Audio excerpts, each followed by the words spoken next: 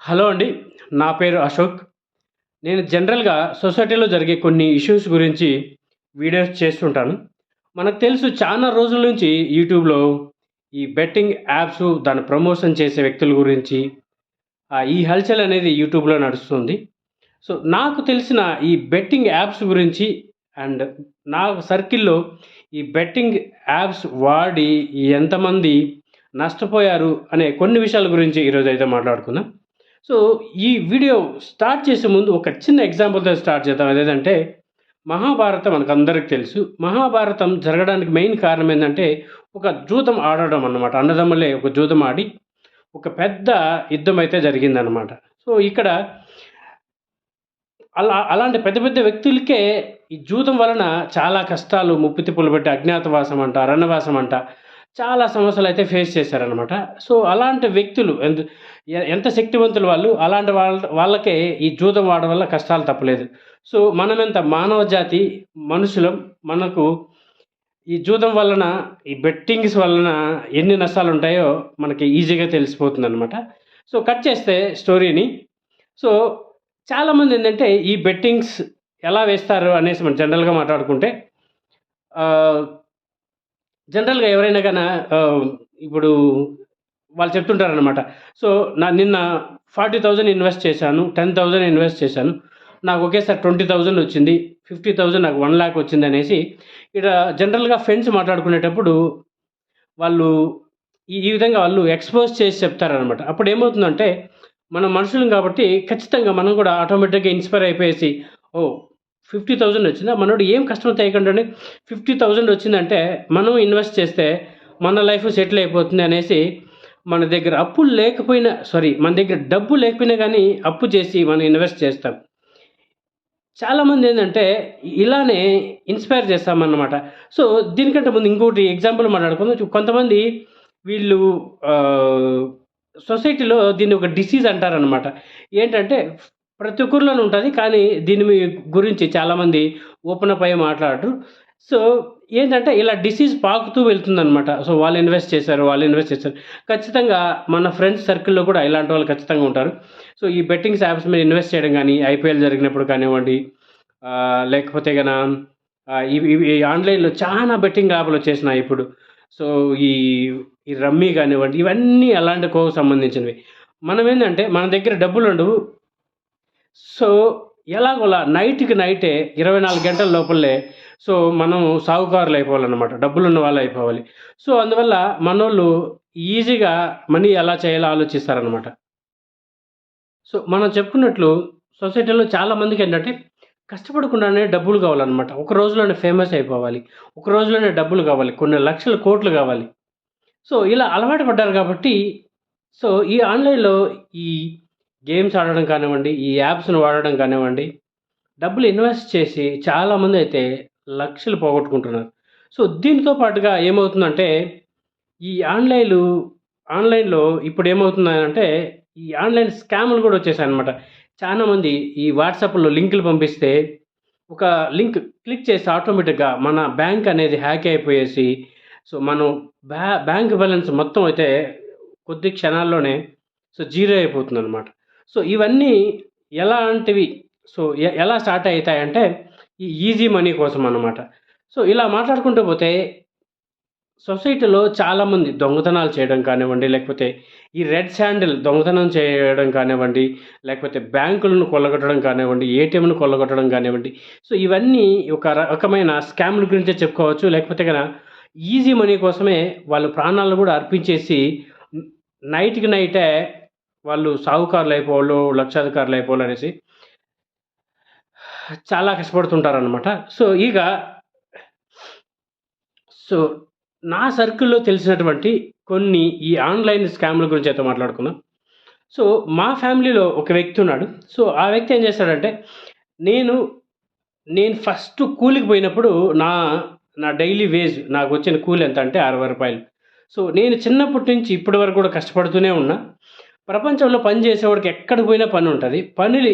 చేత రానోడికి, చేయలేని వాడికి ఆహ్, ప్రపంచంలో ఎక్కడికి పోయినా పనుంటదనమాట. అట్లా మా ఫ్యామిలీలో ఒక వ్యక్తికి నేను చిన్నప్పటి నుంచి కష్టపడుతుంటే, మనోడు చిన్నప్పటి నుంచి ఎంజాయ్ చేస్తూనే ఉన్నాడనమాట. సో నేను ఇప్పుడు కూడా నా కష్టాన్ని నమ్ముకున్నా, మా ఫ్యామిలీలో వ్యక్తి అయితే గన సుఖాన్ని నమ్ముకున్నాడు. సో మా ఇద్దరి మధ్య ఈ ఆహ్, ఈ ఈ ఈ కష్టము, సుఖము అనేటివి ఈ 2 కండిషన్స్ అలానే ఉన్నాయి. సో మనోడు చిన్నప్పటి నుంచి కష్టపడలేదు కాబట్టి ఈ మధ్యలో అతను గవర్నమెంట్ జాబ్‌లకి ట్రై చేస్తున్నాడు. గవర్నమెంట్ జాబ్‌లు ట్రై చేస్తుంటే ఈ ఓపెనింగ్స్ పడట్లేదు. చాలా అయితే చిన్నప్పుడు సోమరిగా ఉన్నా గానీ, ఈ జాబ్ కోసం అయితే చాలా కష్టపడ్డాడు.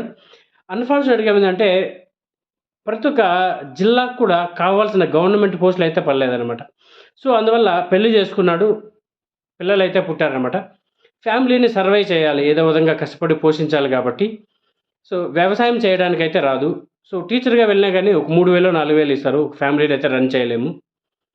సో, ఇట్లా ఈ కష్టకాలాల్లో మనోడు డబ్బులు సంపాదించడానికి ఈజీ మార్గాలు ఎంచుకున్నాడనమాట.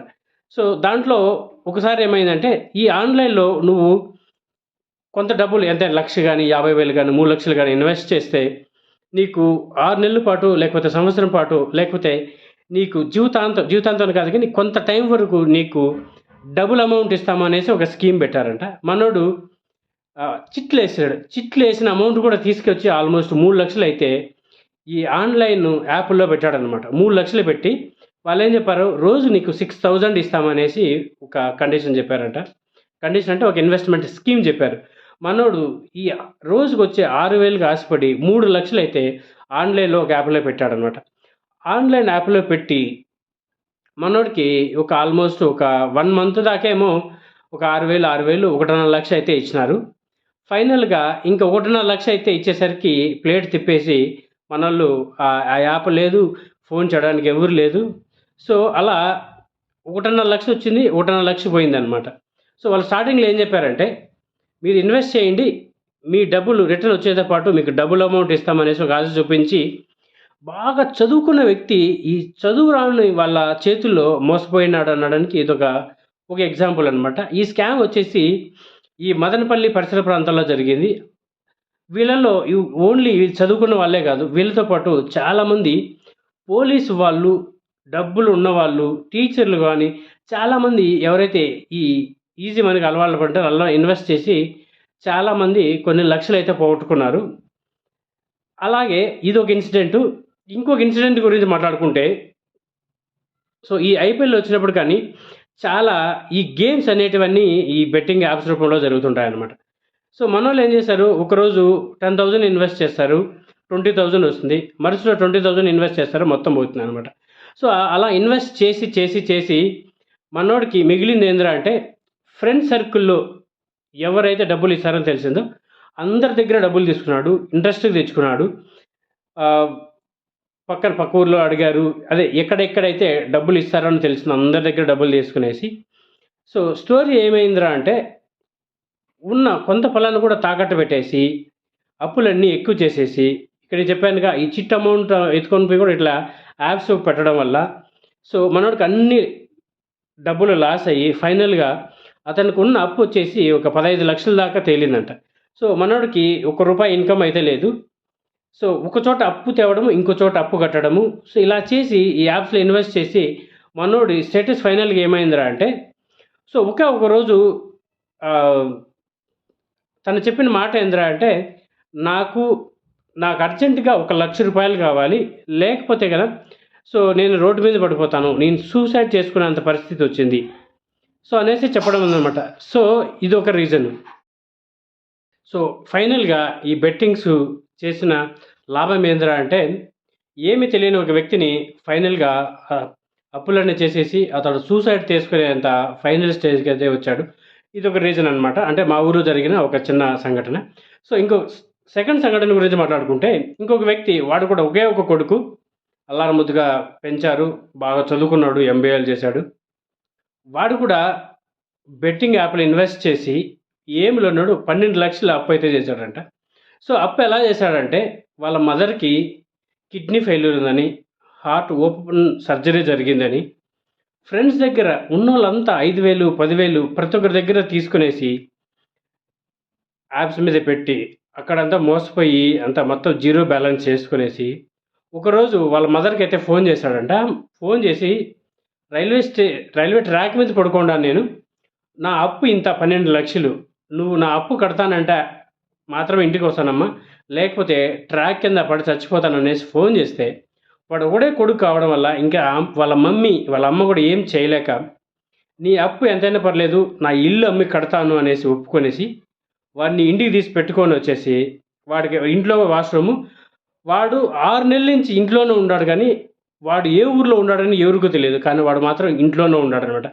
సో ఈ బెట్టింగ్ యాప్స్ చేసిన ఒక గొప్ప పనులు ఇలా ఉంటాయనేసి ఇది రెండో ఎగ్జాంపుల్. సో ఇక్కడ ఈ బెట్టింగ్ యాప్స్ వలన నష్టపోయిందైతే వీడు, నష్టపరిచిందైతే వాళ్ళ ఫ్రెండ్స్ని, వాళ్ళ వాళ్ళ మోసం చేసిందంటే వాళ్ళ మమ్మీకి మోసం చేసి వాడు ఇల్లు కూడా అమ్మించడానికి రెడీ అయ్యాడనమాట. కానీ వాడికి ఈ ఈ సంఘటనల మధ్యలో వాడికి పెళ్లి కూడా అయిందనమాట. సో వాళ్ళేం చేశారంటే, వీడు యాప్స్ మీద ఇన్వెస్ట్ చేసి నష్టపోయింది కాక, వాడు పెళ్లి చేసుకున్నప్పటి నుంచి వాళ్ళకి కష్టాలు స్టార్ట్ అయ్యాయనేసి వాళ్ళ కోడళ్ళు కూడా వాళ్ళు నిందించడం మొదలుపెట్టారు.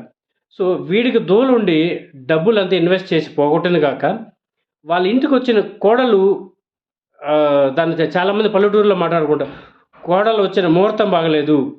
సో ఇలా మాట్లాడి వాళ్ళ కోడలను కూడా నిందించడం మొదలుపెట్టారనమాట.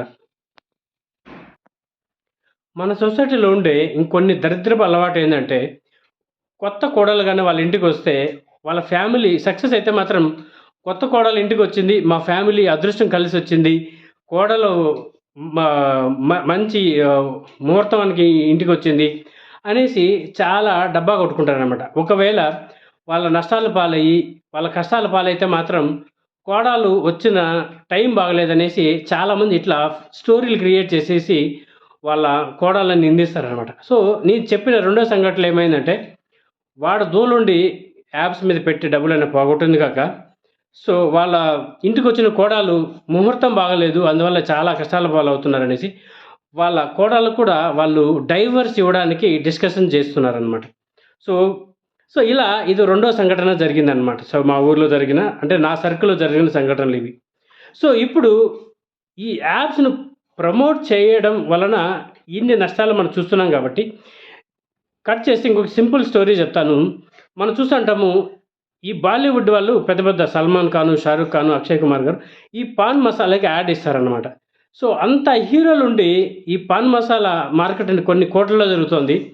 సో సౌత్ ఇండియన్స్‌కి చాలామందికి ఆఫర్ ఇచ్చారంట, ఈ పాన్ మసాలాకి యాడ్ ప్రమోట్ చేయండి అనేసి.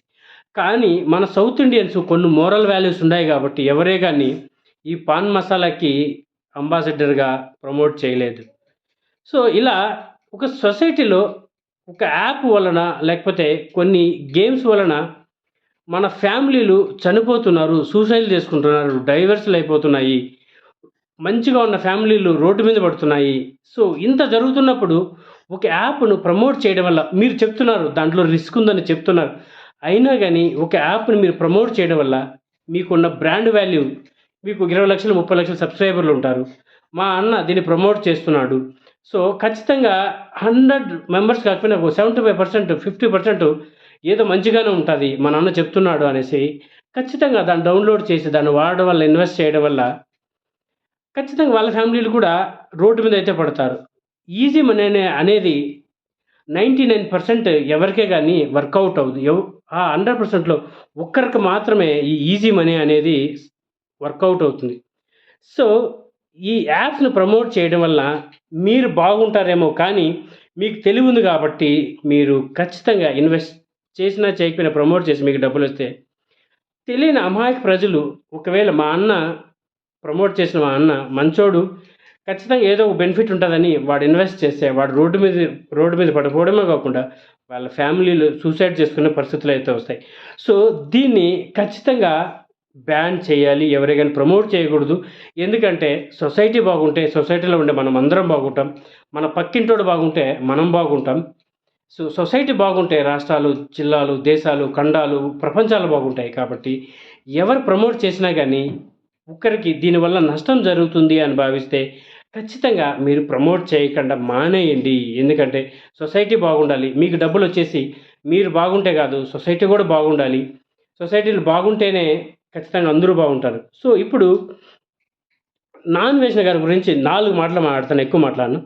సో అతను స్టార్టింగ్ నుంచి ఎండ్ దాకా చెప్తూనే ఉన్నాడు, నేను ఎప్పుడే కానీ న్ నా సబ్‌స్క్రైబర్స్‌కి నేను మోసం చేయను. నేను ఎక్కడే గాని నాకు కొన్ని లక్షలు కొన్ని కోట్లు చెప్పాడు నంబర్ గుర్తులేదు. కొన్ని కోట్లు నేను ఎడమ కాలుతో తన్నాను. నాకు ప్రమోషన్‌లు అవసరం లేదు అనేసి చెప్పడం జరిగిందనమాట. ఎందుకంటే నన్ను నమ్ముకొని నా వీడియోలు చూస్తున్న నా సబ్‌స్క్రైబర్స్‌కి నేను మోసం చేయకూడదు. నా వల్ల వాళ్ళు నష్టపోకూడదు అనేసి చానా సార్లు వీడియో చెప్పడం అయితే జరిగిందనమాట. సో, దీనిపైన ప్రతి ఒక్కరు ఖండించాలి. ప్రతి ఒక్కరు ఇలాంటి యాప్స్‌ని బ్యాన్ చేయాలి. సో, ఇలాంటివన్నీ ఖచ్చితంగా ఈ పాలిటిక్స్, ఈ సెంట్రల్ గవర్నమెంటు చొరవతోనే బ్యాన్ చేయడానికి వీలవుతుంది.